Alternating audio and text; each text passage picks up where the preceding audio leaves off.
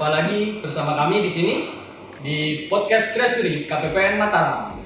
Jadi hari ini teman-teman kita akan membicarakan tentang pembiayaan UMI.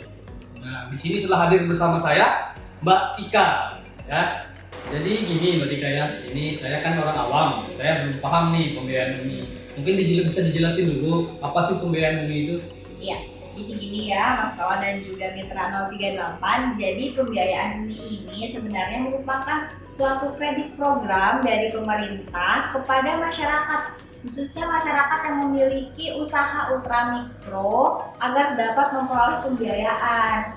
Utamanya bagi masyarakat yang tidak bisa atau belum bisa mengakses pembiayaan dari bank. Sehingga di sini kita menyediakan sarana nih Mas Kawan, masyarakat yang belum bisa mendapatkan pembiayaan dari bank, diberikan sarana oleh pemerintah untuk memperoleh pembiayaan untuk usaha ultramikro. Karena kan sebenarnya usaha ultramikro sendiri ini tidak terlalu butuh banyak modal seperti usaha yang sudah besar ya Mas Tau ya kepada bank gitu. Jadi dari pemerintah ya? Iya, dari pemerintah. Pemerintah ini siapa nih? Pemerintah ini siapa nih maksudnya yang menyalurkan? Dalam hal ini pemerintah ini, Kementerian Keuangan ini Mas Tau ya, dalam hal ini BLUPIP, Badan Layanan Umum Pusat Investasi Pemerintah itu berperan sebagai koordinator dana yang pengelola dananya.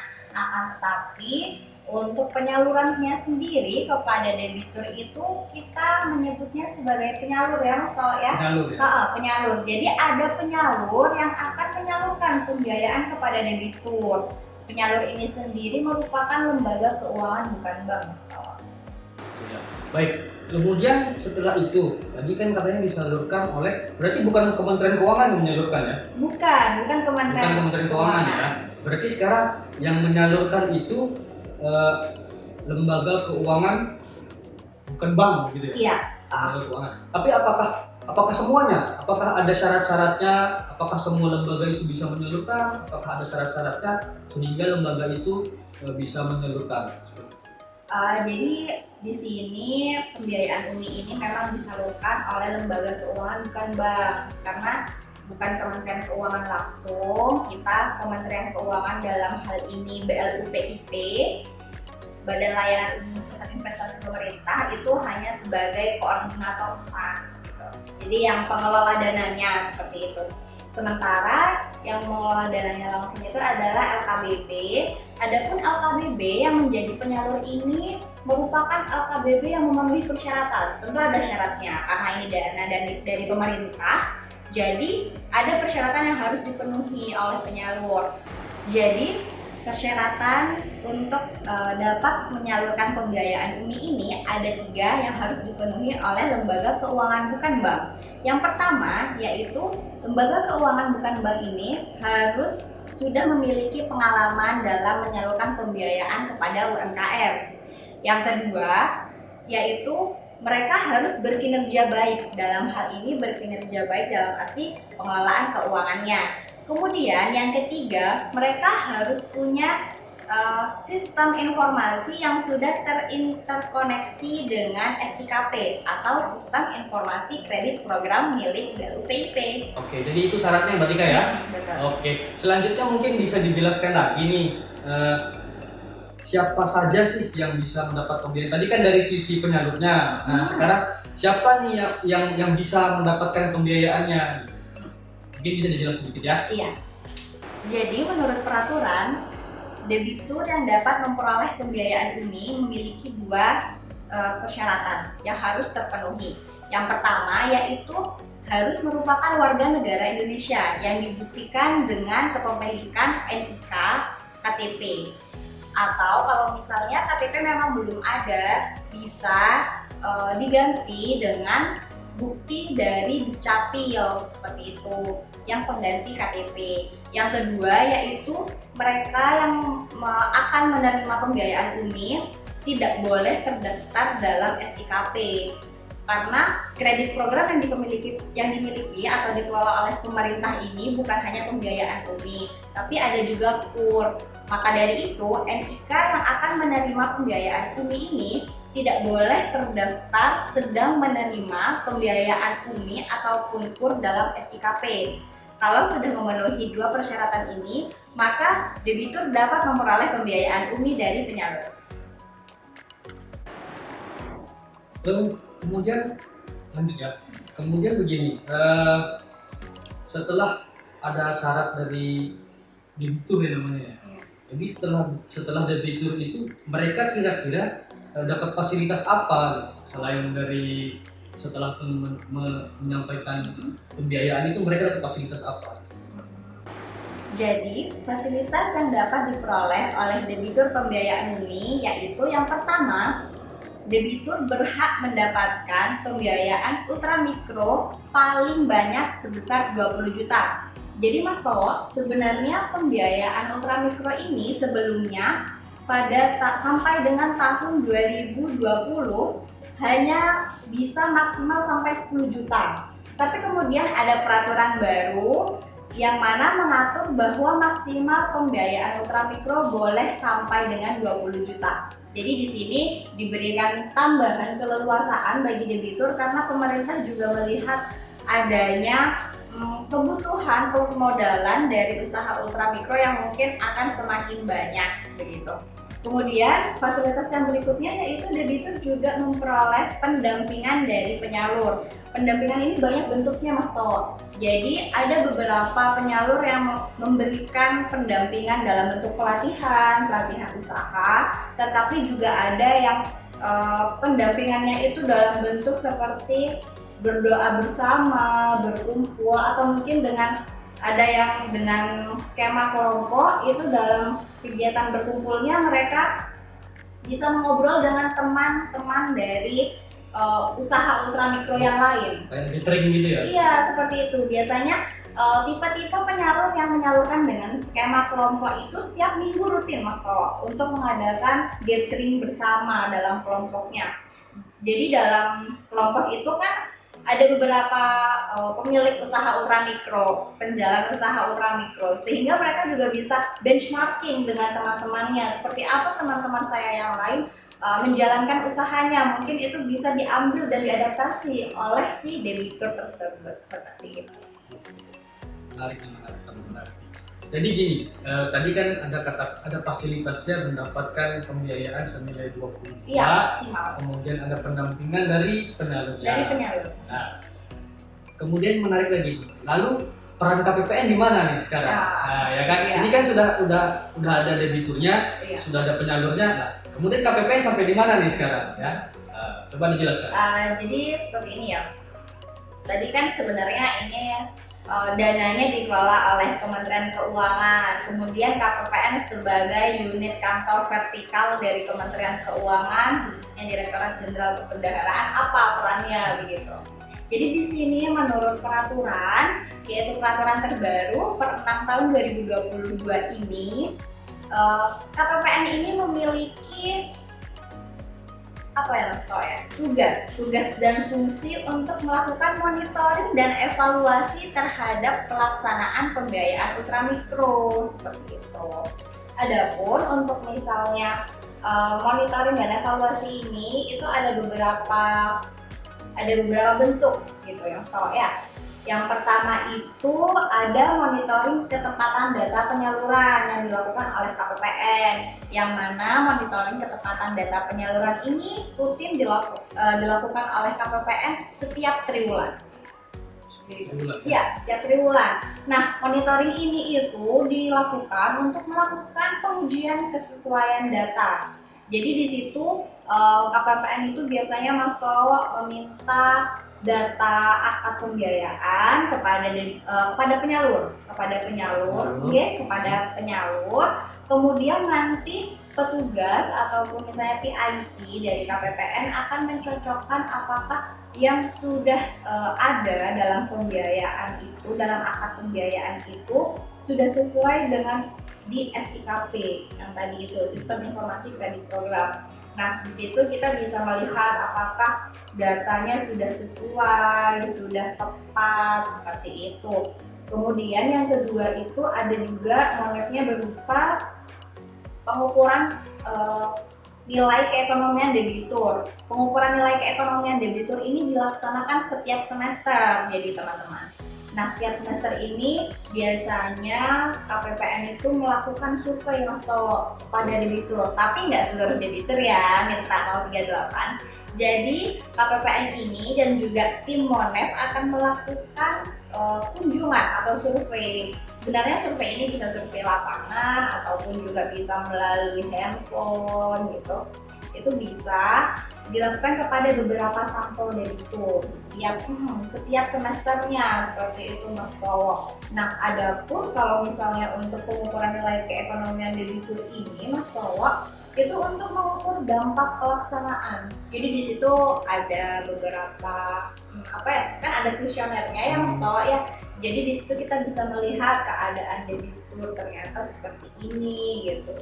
Jadi mungkin ketika di Monef itu mereka melihat sebelum mendapatkan pembiayaan dan setelah mendapatkan pembiayaan. Iya betul. Jadi di sini uniknya ini kalau misalnya pengukuran nilai keekonomian debitur itu Mas Towo ya, itu dilakukan 2 kali terhadap satu debitur yang sama. Jadi yang pertama itu namanya sebagai survei baseline. Survei baseline ini biasanya dilakukan ketika paling lama 3 bulan setelah debitur ini memperoleh pembiayaan. Kemudian nanti pada periode yang sama di tahun berikutnya, debitur tersebut akan disurvei kembali Mas Towo begitu. Jadi kan dengan pertanyaan yang sama, kuesioner yang sama, dan juga orang yang sama, kita mau melihat apakah data isiannya berubah seperti itu. Apakah komponen-komponen yang ingin kita ukur itu ada perubahan atau mungkin peningkatan menjadi lebih bagus Mas Towo. Jadi kurang lebih seperti itu. Oke. Jadi saya tangkap ya, di peran KPPN itu melakukan Monef ke penyalur dan melakukan Monef ke debitur. Debitur, ya. Mungkin selanjutnya, nah sekarang yang menarik lagi, jika ada data nggak di wilayah KPPN Mataram itu sekarang ada berapa debitur yang untuk pembiayaan?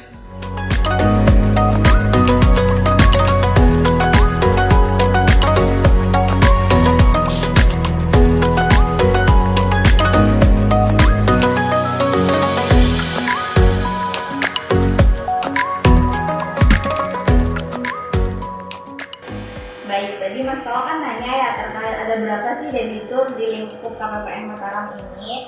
Jadi menurut data yang saya ambil dari SIKP UNI itu dari bulan Januari, tanggal 1 Januari 2022 ini sampai 31 Agustus 2022 ini sudah ada 24.075 debitur yang ada di lingkup KPPN Mataram. Banyak juga berarti ya? Iya. Oke, terus dari 24.000 debitur itu, tadi kan katanya di Monef.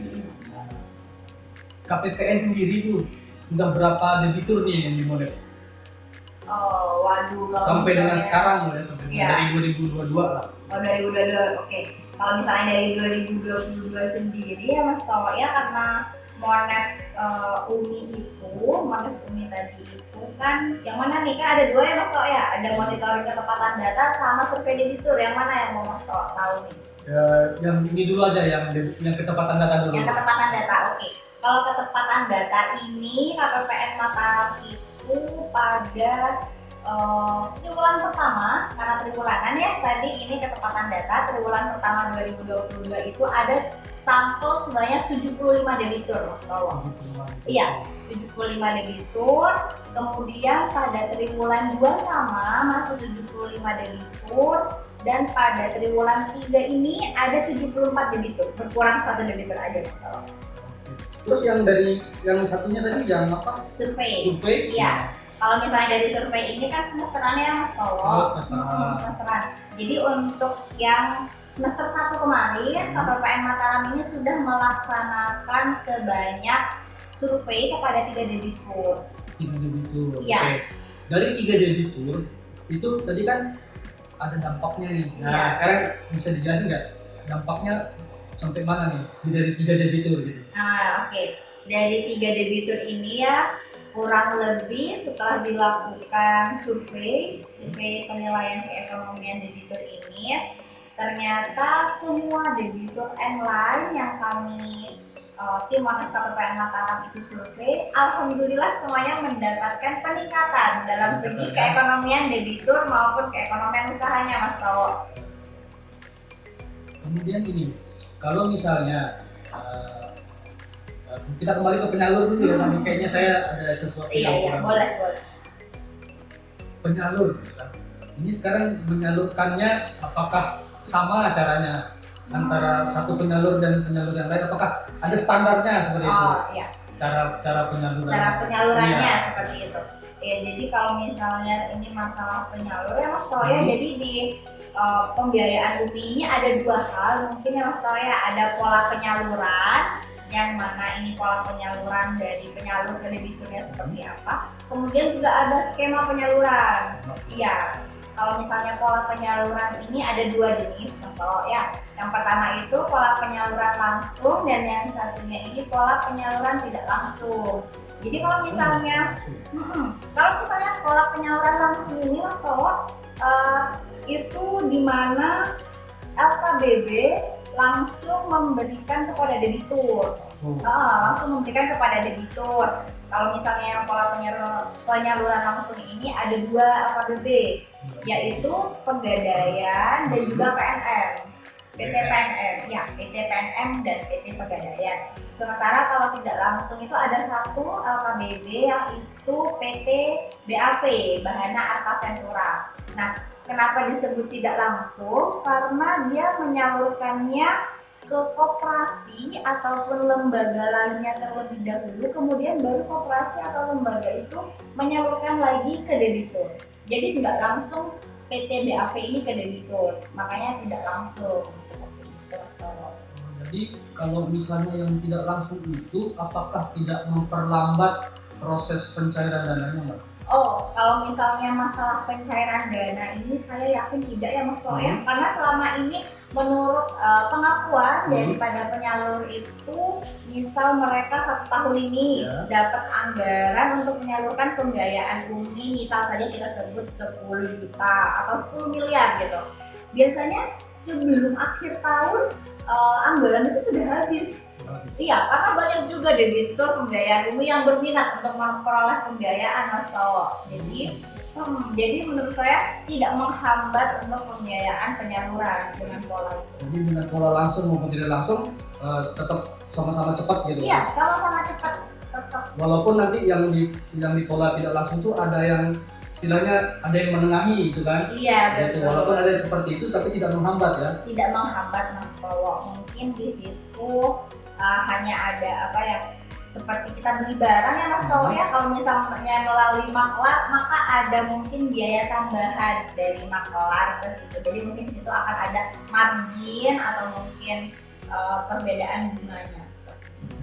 Tapi dari perbedaan bunga berarti antara yang menerima langsung dan yang tidak langsung itu nanti ada perbedaan bunganya. Iya, karena di sini itu kan untuk pembiayaan UMI ini tidak seperti KUR ya Mas Tawo ya. Jadi pembiayaan UMI ini itu untuk besaran bunganya diatur oleh masing-masing penyalur besarannya.